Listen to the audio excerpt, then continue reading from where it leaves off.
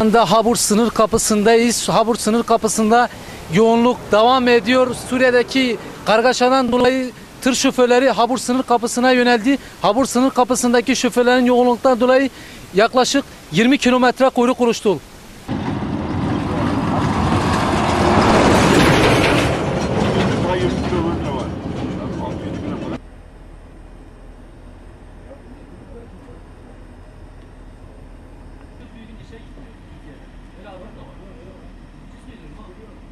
Özellikle belediyeler. Orada mı şeyde?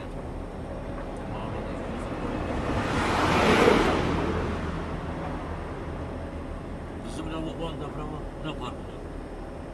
Bunlar bizden daha iyi abi.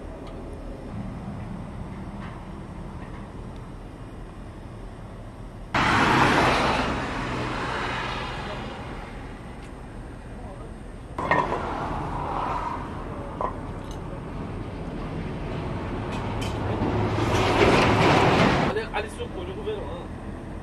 Biz diyeceğiz. İşlere dağılmış. Günün başındayız.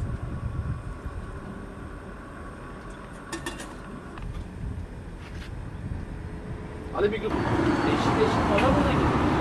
Ya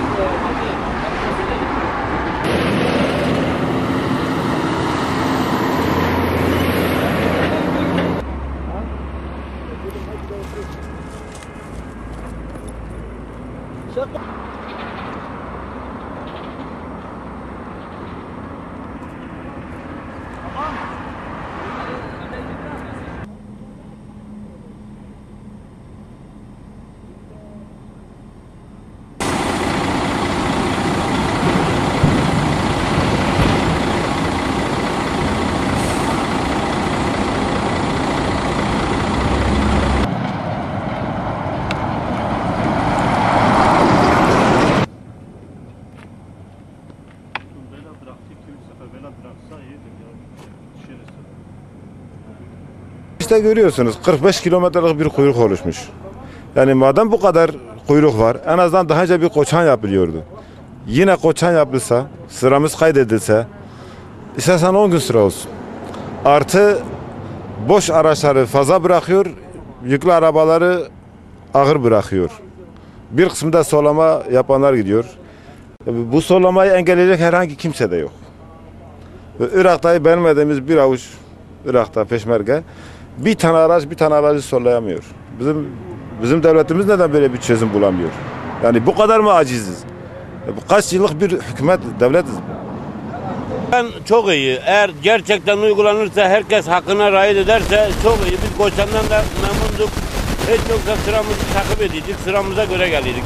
Ama teslim etsinler. Bu koçan olmadığı için sulama mı? Koçan olmadığı için sollama alabildiğine var. %50 sollama var. %50 var. Ben bunu iddia ederek söyleyeyim. Yetkililer de duysunlar. Yani %50 kesinlikle sollama var. Ben Hamit abi, şoförüm. Nereden geliyorsunuz abi? Mersin'den geliyorum. Mersin'den geliyorsunuz. Siz nedir abi? Yüküm ananas. Ananas. Evet, meyve, yiyecek meyve. 5 gün içinde eğer bile varmasa bu yük bozulur. Yükün değeri de 20 bin dolardır. 20 bin dolar. 20 bin dolardır. Yani zaman kaç gün bu? 3 gün yol süremiz vardır. 2 günde artısını yani Irak için düşünürsek 5 gün içinde varmam lazım. Yani 5 gün içinde varmasam yük bozulur.